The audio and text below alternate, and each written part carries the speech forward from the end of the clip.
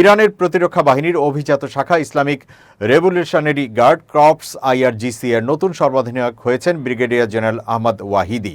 তিনি ইরানের সবচেয়ে শক্তিশালী এবং প্রভাবশালী শাখার শীর্ষ পদের দায়িত্ব পালন করছেন, যেখানে মৃত্যুর ছায়া প্রতিনিয়ত ঘুরে বেড়াচ্ছে। ইরানি সংবাদ মাধ্যমগুলোর বরাত দিয়ে এক প্রতিবেদনে এই তথ্য জানিয়েছে আল জাজিরা। যুক্তরাষ্ট্র ও ইসরায়েলের যৌথ হামলায় গত 1 মার্চ লেফটেন্যান্ট জেনারেল মোহাম্মদ পাকপৌর নিহত হওয়ার 5 দিন পর আহমদ ওয়াহিদিকে নতুন সর্বাধিনায়ক হিসেবে নির্বাচিত করল ইরান। সীমান্ত রক্ষার পাশাপাশি আইআরজিসির প্রধান দায়িত্ব ইরানে ক্ষমতাসীন ইসলামী প্রজাতান্ত্রিক সরকার এবং ইসলামী বিপ্লবের অর্জনকে রক্ষা করে। 1979 সালে ইসলামিক বিপ্লবের পর ইরানের তৎকালীন সর্বোচ্চ ধর্মীয় নেতা আয়াতুল্লাহ রুহুল্লাহ খমেনীর নির্দেশে এই বাহিনী গঠিত হয়েছিল। ব্রিগেডিয়ার জেনারেল আহমদ ওয়াহিদি আইআরজিসির গঠনের শুরু থেকেই এই বাহিনীর একজন কমান্ডার ছিলেন।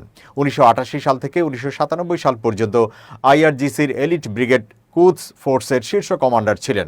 সাবেক প্রেসিডেন্ট মাহমুদ আহমেদিনেজাদের সময় পর্যন্ত ছিলেন ইরানের প্রতিরক্ষা মন্ত্রী। বর্তমানে প্রেসিডেন্ট মাসুদ পেজেশকিয়ানের সরকারের স্বরাষ্ট্রমন্ত্রীর দায়িত্বে ছিলেন ওয়াহিদি।